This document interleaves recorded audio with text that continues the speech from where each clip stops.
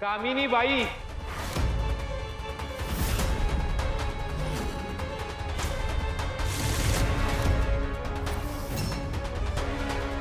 आजपासून या इथेच राहणार आहे, इथेच राहणार आहे, इथेच राहणार आहे, इथेच राहणार आहे, इथेच राहणार आहे.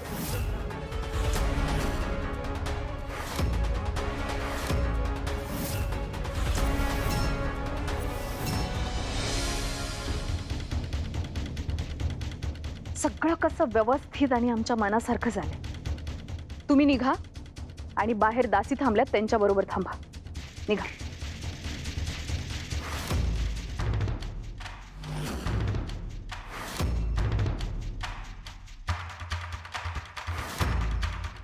ही कसली सिद्धता? काही आनंदोत्सव आहे?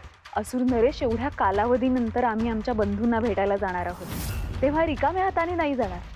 त्यामुळे एकूण 25 थाळ्या भेटवस्तू, घोडे, पालखी आणि थोडंफार सैन्य, एवढा सगळा लवाजमा घेऊन जाणार आहोत आम्ही. अखेर आपण आपल्या बंधूंचं सहाय्य घ्यायचं ठरवलं तर चांगलं केलं. आम्ही आपल्याला आधीच म्हणालो होतो, दिती माता आपल्याला सहाय्य करणार नाहीत. त्या गुप्त मंदिराचा ठाव ठिकाणा त्या आपल्याला कदापि सांगणार नाही. चिंता करू नका दिती माता, हे कोडा आता निश्चितपणे सुटेल.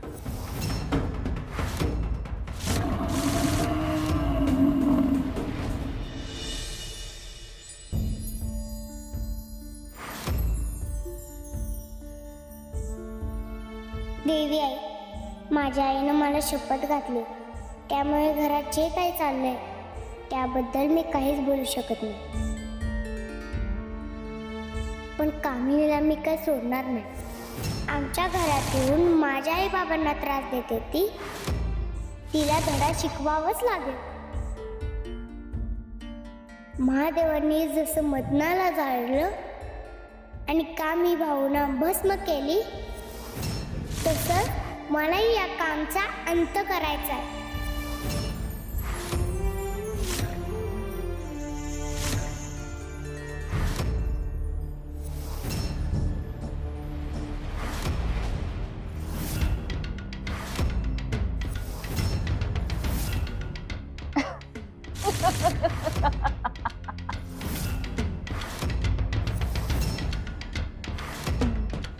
काय जगदंबा, देवीचा अंश आहेस ना तू?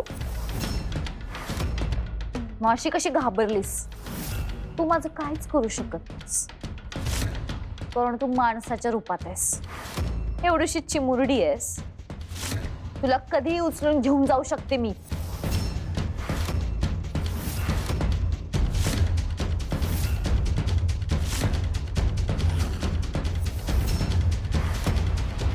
पाठीमागून हल्ला करतेस का? समोरून हल्ला करायची हिम्मत नाही? वाटलं इथून निघून जा आता कायमची. पुरे झाले तुझी नाटकं. हे कुठं तर बघितल्यासारखं आणि कुठं तर ऐकल्यासारखं वाटतंय. हा, तुझी दासी झालेली माया तुझं रूप घेऊन आली होती माझ्या कनातीत. तिनं पण अशीच नाटकं केली होती. हा, अच्छा आठवलं.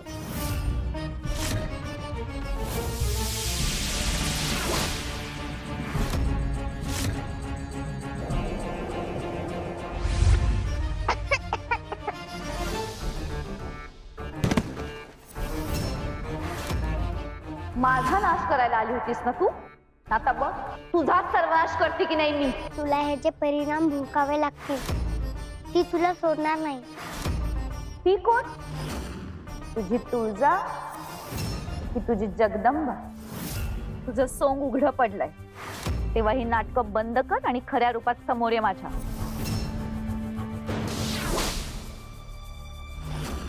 तिला योग्य तो धडा शिकवला होता मी. तूच तेवढी तावडीत घावली नव्हतीस. आता सापडलीच आहेस तर तुला हरवते की नाही बघच. मायाच्या शक्तीला मर्यादा होत्या. ती फक्त माया निर्माण करू शकत होती, पण मी तुझ्यावर हल्ला करू शकते. अजून ही वेळ गेलेली नाही. सावध हो. तू फक्त धमक्या देतेस ग, प्रत्यक्षात काहीच करू शकत नाहीस. मी काय करू शकते हे तुला दाखवते जाता.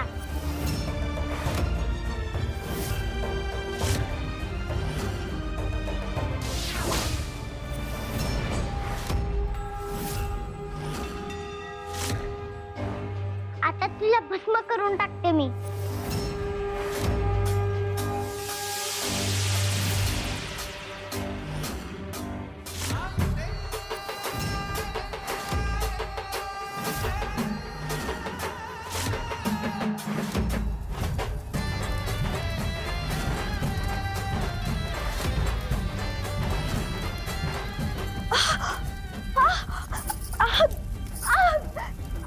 जगदंबा काय करतेस तू?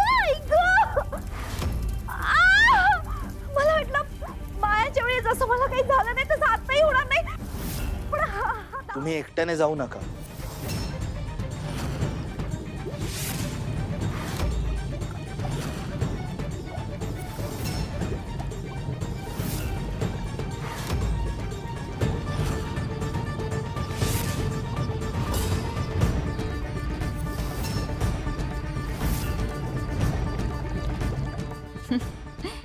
जा उकळत्या पाण्याचं चांगलीच अद्दल घडू दे तुला.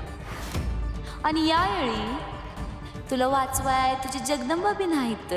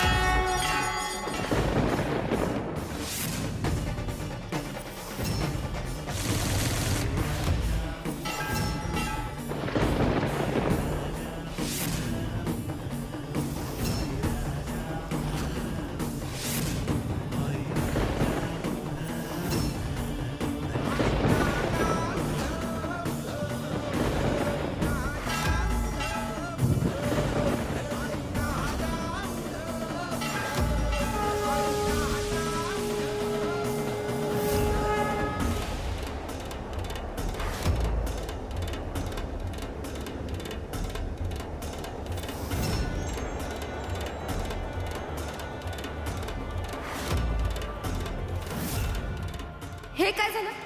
इथे फुलं कशी आली? हिला चांगलाच धडा शिकवणार होते मी, पण हिला काहीच नाही झालं.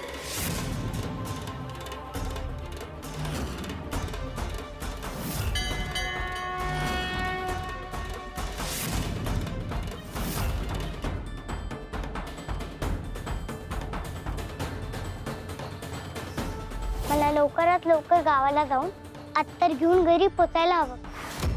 मी निघते. देवी थांबा. तुम्ही एकट्याने जाऊ नका. मीही तुमच्या सोबत येतो. चला.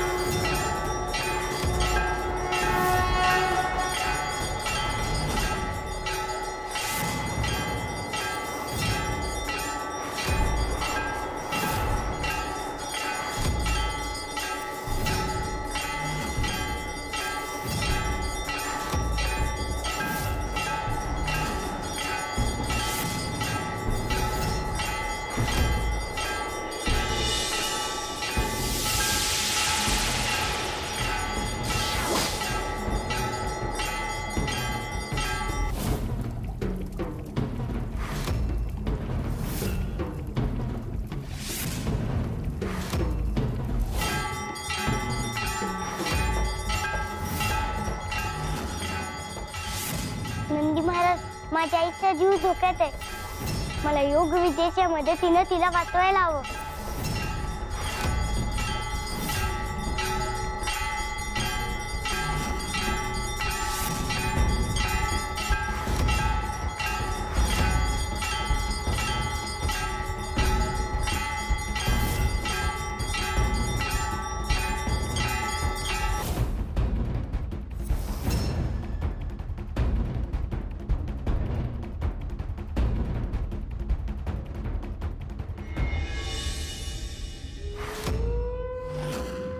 असुर सम्राज्ञी, या गुप्त मंदिराच्या मार्गाचं हे भूमिचित्र आपल्या हाती लागले खरं, पण प्राचीन असुर लिपीमध्ये इथे काय लिहिलंय काहीच कळत नाही.